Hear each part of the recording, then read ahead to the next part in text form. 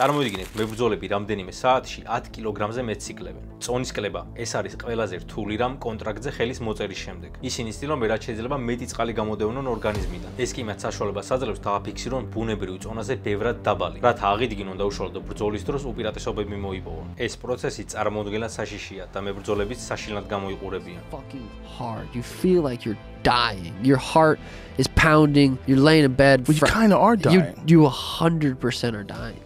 სამწუხაროდ ყოფილა შემთხვევები, როდესაც წონის კლების გამო მებრძოლი დაღუპულა. ეს ყველაფერი კი გალიაში შესვლამდე ერთი დღით ადრე. თუ ეს ასეა, რატომ იკლებენ MMA-ის მებრძოლები ამდენ წონას და რა რისკებთან არის ეს ყველაფერი დაკავშირებული? ესეც საინტერესო ამბებს ჩვენ კროკოსთან ერთად უყურებთ. შეგახსენებთ, რომ ჩვენი ახლის მეგობარი ბრენდი არის კროკო, ჩვენ კი დავიწყოთ.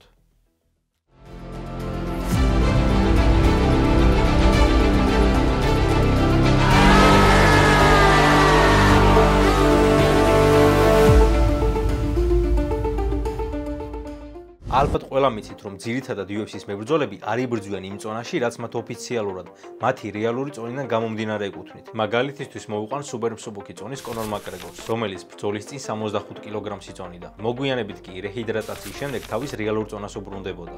You see certain fighters get on the scale though, like Conor McGregor when he made 145. That's crazy. Looked like a zombie man, like a Walking Dead character. ყოფილა განსაკუთრებული შემთხვევებიც, როდესაც მებრძოლს მისი მთლიანი წონის 20% დაუკლია და შემდეგ ისევ მოუმატებია. ამის კარგი მაგალითი არის ჯეფ ნილი, რომელიც UFC 298-ზე იან გარის წინააღმდეგ გამოდიოდა. ბრძოლამდე იგი 77 კილოგრამს იწონიდა, ხოლო უშუალოდ ოქტაგონზე შესვლის დროს მისი სხეულის წონა 90 კილოგრამს შეადგენდა. ანუ რა გამოდის, რომ მან ერთ დღეში მისი მთლიანი სხეულის 18% მოიმატა. საბოლოოდ ეს ხალხი მათ სხეულს ამხელა ზეწოლის ქვეშ იმიტომ ამყოფებს, რომ იმედოვნებენ ოქტაგონზე მეტოქის წინააღმდეგ უპირატესობას წონაში. იმ შემთხვევაში, თუ ორი მსგავსი უნარების, თანაბარი შესაძლებლობების და თანაბარი სიძლიერის მქონე მოჩხუბრები უპირისპირდებიან ერთმანეთს, შეიძლება სწორედ წონამ გადაწყვიტოს გამარჯვებულის ვინაობა. ასე რომ, თუ ერთი მეორეზე 4-5 კილოგრამით მეტს იწონის, ეს უკვე სერიოზული უპირატესობაა. ნუ ყოველ შემთხვევაში ფურცელზე მაინც. ყველაზე დიდი ირონია კი ის არის, რომ საკმაოდ ცოტა არის იმის ალბათობა, რომ ოქტაგონზე შესული მებრძოლების წონაში რაიმე განსაკუთრებული სხვაობა იყოს. ზოგიერთები ამ პროცესს ძალიან სერიოზულად ეკიდებიან. ზოგიერთებიც უბრალოდ ცდილობენ წონის კლებას არ გადაყვნენ, მაგრამ ამავდროულად არც მინუსში წავიდნენ. როგორ იკლებენ რეალურად მებრძოლები ამდენ წონას ერთ დღეში და შემდეგ ამ წონას რამდენიმე საათში უკან აღიდგენენ. ადამიანის სხეულის 60% წყალია. წონის სწრაფად დასაკლებად მებრძოლებმა ეს წყალი სრულად უნდა გამოდევნონ. აწონვამდე ერთი კვირით ადრე ისინი დღეში ლიტრობით წყალს სვამენ, ხოლო შემდეგ კი ნელ-ნელა ამცირებენ რაოდენობას ნულამდე. And it's crazy because we go from drinking a gallon, 2 gallons a day to literally no water. And it's like, what? I don't get any water? Like, bro, I just drank a whole gallon yesterday. Now I get none? პარალელურად წყვეტენ ნახშირწყლების და ნატრიუმის მიღებას, რადგან ისინი წყლის შეკავებას უწყობს ხელს. ამით კი სხეულს აძალებენ, რომ გადავიდეს საგანგებო რეჟიმში და წყალი სწრაფად გამოიდევნოს. ეს პროცესი საკმაოდ ამთრგუნველია. ზოგჯერ მებრძოლებს ისე უმკაცრდებათ რეჟიმი, რომ ყინულის კუბიკითაც კი ვერ ისოლებენ ტუჩებს. საჭიროა, რომ ორგანიზმში წყალი არ მოხვდეს. შედიან საუნაში, იცვამენ სპეციალურ სამოსს, აკეთებენ ძალიან ბევრ კარდიოს და წარმოუდგენელი რაოდენობით გამოყოფენ ოფლს. გინდა ალბათ გაგვისინჯიავა. რეფერენსისთვის საშუალოდ 1 კილოგრამი წყალი დაახლოებით 1 ლიტრია. ასე რომ, როდესაც მებრძოლი 13-14 კილოგრამს იკლებს, ეს ნიშნავს, რომ ლიტრობით ოფლს შლის სხეულიდან. И потом заново станешь. Велик, спокойно. На спину поверните меня. Поехали.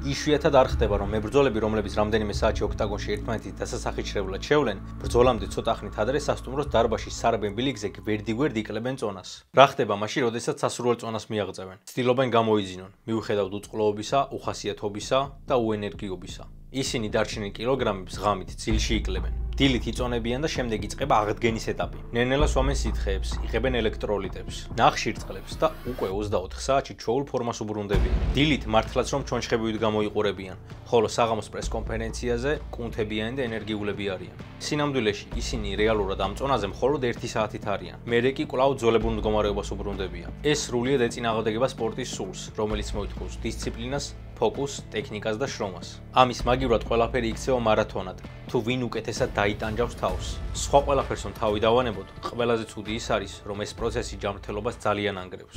ყოველი ექსტრემალური წონის კლება სიცოცხლის რისკია. შესაძლოა განვითარდეს თირკმის უკმარისობა, ორგანოთა დაზიანება ან საერთოდ გარდაცვალება. რუსეთში ერთი მებრძოლი წონის ხშირი კლებით გამოწვეული დაავადებების გამო დაიღუპა, უშუალოდ წონის დაკლებისას. მსგავსი ორი შემთხვევა ასევე ბრაზილიაშია დაფიქსირებული. როგორც უკვე აქამდე გითხარით, ჩვენი სხეულის 60% წყალია. ასეა ჩვენი ტვინიც, მისი დაახლოებით 3/4 წყალია. არსებობს ასეთი თეორია, რომ ის მებრძოლები, რომლებიც საკმაოდ ბევრს ეკლებენ ბრძოლამდე, უფრო მოწყვლადები არიან თავში დარტყმების მიმართ. ანუ მარტივად ნოკაუტდებიან, რადგან მათი ტვინი აღდგენას ვერ ასწრებს. ზოგჯერ, როდესაც მებრძოლები უფრო მაღალ წონაში გადადიან, როგორც ეს მაგალითად დასტინ პორიემ გააკეთა,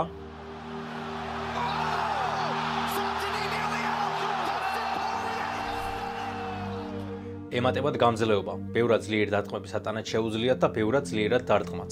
ყოველ შემთხვევაში დაბალ წონაში ყოფნისა შედარებით. მიუხედავად იმისა, რომ ეს პროცესი მართლაც რომ სრული ჯოჯოხეთია, გასუსტებს, სუდად ხდის და არ გაძინებს, მებრძოლები თვლიან, რომ ეს ამად ღირს. მათთვის ყველაზე მნიშვნელოვანია, რომ უშუალოდ ბრძოლის ღამეს ოპონენტზე რაც შეიძლება მძიმეები იყვნენ. სინამდვილეში რეალური რისკები გრძელვადიან შედეგებშია. ყველას გვაქვს ნანახი ვიდეოები, სადაც მებრძოლი კანკალებს, ძლივს დგას ან სასწორზე ცუდად ხდება. ესენი არიან საუკეთესო ფორმაში მყოფი სპორტსმენები და მაინც ერთი დღით ადრე ბრძოლამდე ძლივს დგანან ფეხზე.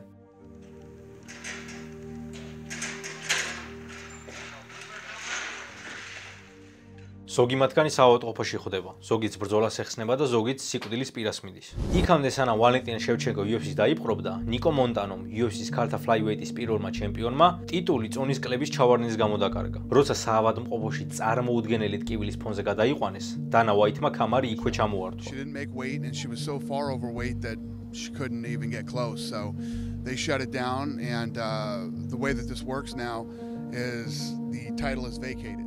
მას ეს ბრძოლა სულ რომ ძალიან მაგრა წაიგო შევჩენკოსთან, მაინც ამ წონის კლებამ $100,000 დააკარგვინა. აღსანიშნავია TJ დილაშოუს მაგალითი, რომელმაც წონის კლების დროს EPO, ანუ იგივე ერითროპოეტინი გამოიყენა. EPO არის ჰორმონი, რომელიც ორგანიზმს ეხმარება უფრო მეტი წითელი სისხლის უჯრედის გამომუშავებაში. წითელი უჯრედები კი ჟანგბადს ატარებენ, რაც ძალიან მნიშვნელოვანი არის სპორტსმენებისთვის, განსაკუთრებით გრძელი ვარჯიშებისა და მნიშვნელოვანი ბრძოლების დროს. დილაშოუმ კი EPO იმიტომ მიიღო, რომ უფრო მეტი ენერგია ჰქონოდა და მეტი გამძლეობა, რაც მას წონის კლების და ბრძოლაში დაეხმარებოდა. მაგრამ რატომღაც რო ეს პრეპარატი აკრძალულია, რადგან სპორტსმენს არაბუნებრივ უპირატესობას ანიჭებს.